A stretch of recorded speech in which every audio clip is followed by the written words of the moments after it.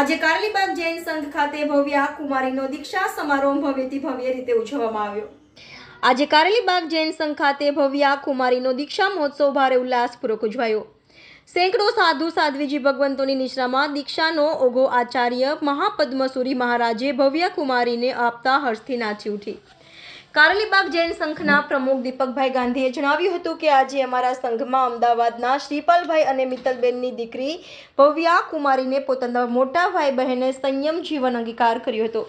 તેમના પગલે પગલે આજે દીક્ષા ગ્રહણ કરી હતી। કારેલીબાગ જૈન સંઘમાં ટ્રસ્ટી અજયભાઈ લાલીએ જણાવ્યું હતું કે ગઈકાલે સંઘના પ્રમુખ દીપકભાઈ ગાંધીના ઘરેથી વર્ષીદાનનો વરઘોડો નીકળ્યો હતો અને બેઠું વર્ષીદાન આપવામાં આવ્યું હતું। આજે સવારે પણ દીક્ષાર્થીને ખુલ્લી જીપમાં છેલ્લી સંસારી સફર કરી વાજતે ગાજતે દીક્ષા મંડપ સુધી લાવવામાં આવી હતી।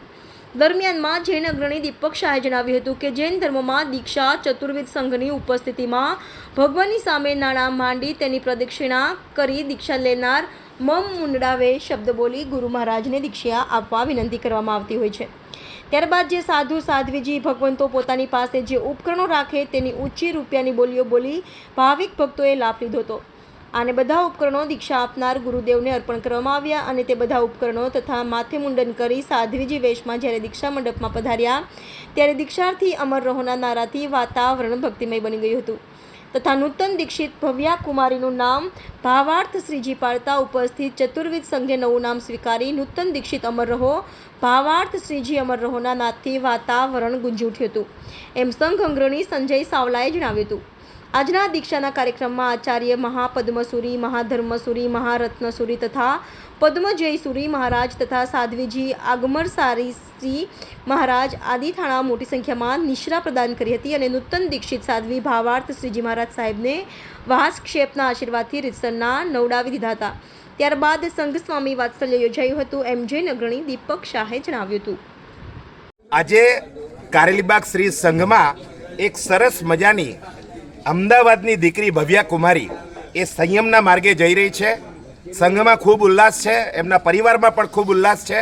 આપણે ભવ્ય દીકરીની સાથે જ વાત કરીએ, તને આ સંયમ જીવન લેવાનો કેવી રીતે આમ ઈચ્છા થઈ આવી અને તારું નામ શું, તારા પરિવારમાં કોણ કોણ છે?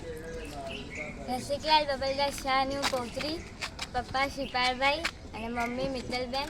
અમે 3 ભાઈઓ હતા, 2 ભાઈ બહેનો હતા। 2 ભાઈ બહેનોની પહેલાં મોટા દીક્ષા થઈ ગઈ છે અને હું પણ આજે દીક્ષા લેવા જઈ રહી છું। હું ધર્મશ્રી ઈશ્વરજી મહાસાહેબના સમુદાયના આચાર્ય ભગવાન મહાપદ્મશ્રી ઈશ્વરજી મહાસાહેબ અને આગમ રસા શિવજી એમના હસ્તે મને અવરોધોરણ મળવાનું છે અને આગમ રસા મહાસાહેબના ગ્રુપમાં હું જઈ રહી છું। કેટલા વર્ષથી ઈચ્છા હતી દીક્ષા લેવી છે? 2 વર્ષ પહેલાં। 2 વર્ષથી। અને કેટલો વિહાર કર્યો સાધ્વીજી મહારાજ સાહેબ સાથે? તે 2000 કિલોમીટર। ક્યાં ક્યાં જઈ આવી? બોમ્બેથી સમય બોમ્બેથી ખૂબ સરસ। ગુરુજી અમારો Subscribe now and press the bell icon. Never miss an update.